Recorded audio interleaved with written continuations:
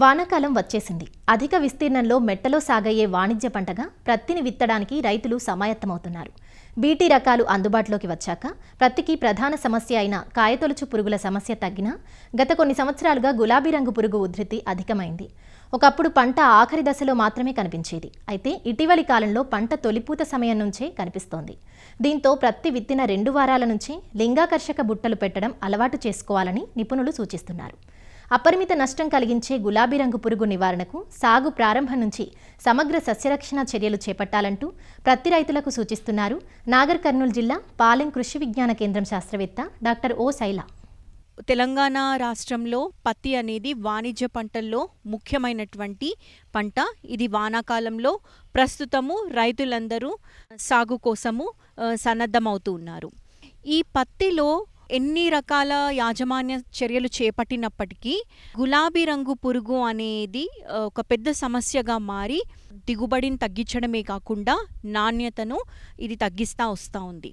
అయితే ఈ గులాబీ రంగు పురుగుని నివారించాలంటే పంట ముందు నుండే వివిధ దశల్లో ఎలాంటి యాజమాన్య పద్ధతులు చేపట్టాలో తెలుసుకుందాము. ఈ గులాబీ రంగు పురుగు యొక్క జీవిత చరిత్రను, అది ఆశించేటువంటి తీరును గనుక మనం చూసుకున్నట్లయితే, గులాబీ రంగు పురుగు యొక్క తల్లి పురుగులు లేత ఆకులపైన, పువ్వులపైన, కాడలపైన గుడ్ల సముదాయాన్ని లేదంటే విడివిడిగా గుడ్లను పెడతా ఉంటాయి.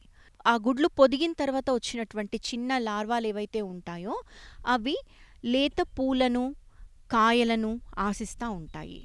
ఇవి పూలను ఆశించినప్పుడు, మొగ్గలను ముఖ్యంగా ఆశించినప్పుడు ఇవి మొగ్గ లోపటికి వెళ్ళి లోపట ఉన్న పదార్థాన్ని తినివేయడం వల్ల ఆకర్షక పత్రాలనేవి విచ్చుకోకుండా ఆ పూలు ముడుచుకొని ఉంటాయి. వీటిల్నే గుడ్డి పూలని అంటారు. ఇక అవి కాయల్ని గనక ఆశించినట్లయితే కాయలపైన కనిపించినటువంటి చిన్నటి రంధ్రాలను చేసుకొని కాయలోపలికి వెళ్తాయి. అవి ఆ రంధ్రాలు కాస్త పూడ్చుకుంటాయి. మనకు లోపట పురుగు ఉన్నట్టు మనము తెలుసుకోలేము. అంతేకాకుండా ఇవి కాయ లోపటికి వెళ్ళి గింజలను, పత్తిని తిని లోపట తన పూర్తి జీవిత చక్రాన్ని పూర్తి చేసుకొని కోశస్థ దశల్లోనికి వెళ్తాయి. దీనివల్ల పత్తి యొక్క నాణ్యత తగ్గుతుంది, కాయలు పరిపక్వానికి రావు, వాటి ఎదుగుదల సరిగ్గా ఉండదు. వీటిని గుడ్డికాయలని అంటారు.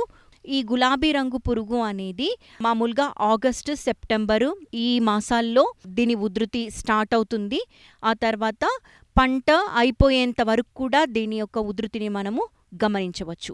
ఇక పంట తీసేసిన తర్వాత కూడా ఇవి ఎండిపోయినటువంటి ఆ కాండాలల్లో, భూమి లోపట, పత్తిలో ఉండి తర్వాత సీజన్ వరకు కూడా ఇవి వెయిట్ చేస్తూ ఉంటాయి. కాబట్టి ఈ గులాబీ రంగు పురుగు అనేటువంటిది ఒక ప్రధాన సమస్య అని మనము చెప్పుకోవచ్చు. అంతేకాకుండా ఇది ఆశించినటువంటి పూలు, కాయలు పూర్తిగా ఎదగకుండానే రాలిపోవడం జరుగుతుంది. దిగుబడి అనేది, నాణ్యత అనేది చాలా ఎక్కువగా తగ్గిపోతూ వస్తూ ఉంటుంది. గులాబీ రంగు పురుగుని మనము నివారించాలి అనంటే పంట లేనప్పుడు, పంట వేసే ముందు, పంట కాలంలో, అంతేకాకుండా పంట తీసేసిన తర్వాత ఇలా వివిధ దశల్లో యాజమాన్య పద్ధతుల్ని మనము చేపడుతూ రావాలి. ముఖ్యంగా పంట కాలాన్ని పొడిగించకుండా చూసుకోవాలి.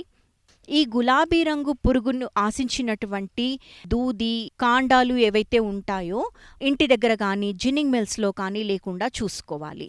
వీటిని మనము భూమిలో కలియదున్నాలి, లేదు అనంటే కాల్చివేయడం లాంటివి చేయాలి.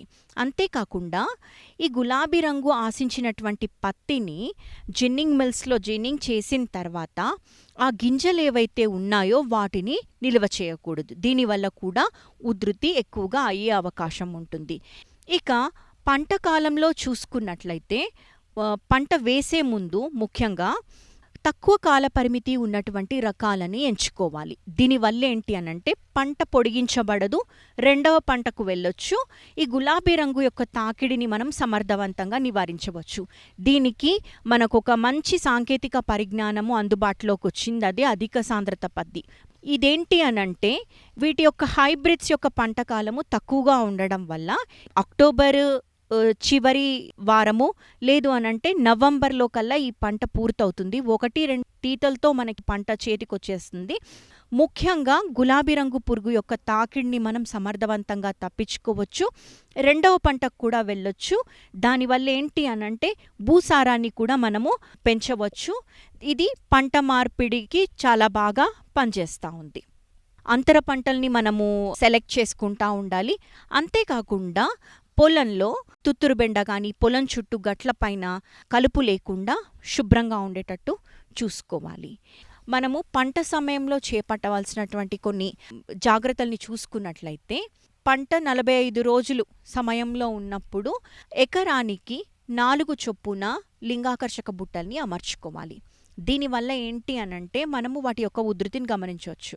వరుసగా 2 నుంచి 3 రోజులు, 7 రోజుల తర్వాత లేదంటే 8 రోజుల తర్వాత గనక మనకు ఒక బుట్టలో 7 నుంచి 8 రెక్కల పురుగులు గనక మనం గమనించినట్లయితే వెంటనే సస్యరక్షణ పద్ధతుల్ని చేపట్టాలి.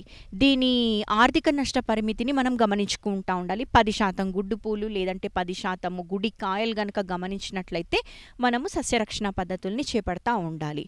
ఆర్థిక నష్ట పరిమితి స్థాయి దగ్గరలో ఉంది అని మనం గమనించుకున్నట్లయితే ఎకరానికి 4 ట్రైకోకార్డులను రిలీజ్ చేయాలి. దీనివల్ల ఏంటంటే ఈ పరాన్నజీవి గులాబీ రంగు పురుగుల యొక్క గుడ్లు పొదగకుండా, లార్వాలు రాకుండా ఇది సహాయం చేస్తుంది. అజాడిరక్టిన్ 1500 ppm 5 మిల్లీలీటర్లు 1 లీటర్ నీటి కలుపుకొని పిచికారీ చేసుకున్నట్లయితే ఈ గుడ్లు పొదగకుండా ఉంటాయి. అంతేకాకుండా రెక్కల పురుగులు గుడ్లు పెట్టడానికి ఇష్టపడవు. ఉధృతిని బట్టి థయోడికార్బ్ అనే మందు, లేదు అనంటే క్లోరిపైరిఫాస్, ఎమామెక్టిన్ బెంజోయేట్ 0.5 గ్రాములు లేదంటే స్పైనటోరము 0.9 మిల్లీలీటర్లు మార్చి పిచికారీ చేసుకోవాలి.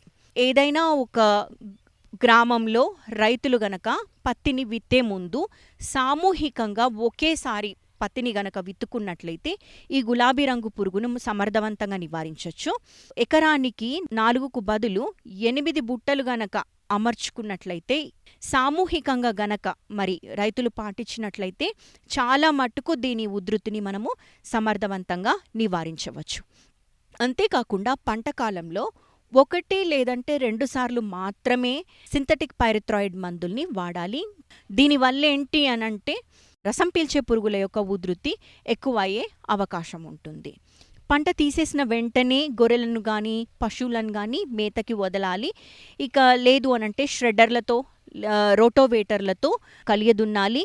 ఈ విధంగా గనక మనము వివిధ దశల్లో యాజమాన చర్యలు చేపట్టినట్లయితే ఈ గులాబీ రంగు పురుగుని సమర్థవంతంగా నివారించి మంచి నాణ్యత గల పత్తిని తీయడమే కాకుండా మంచి దిగుబడులను పొందే అవకాశం ఉంటుంది.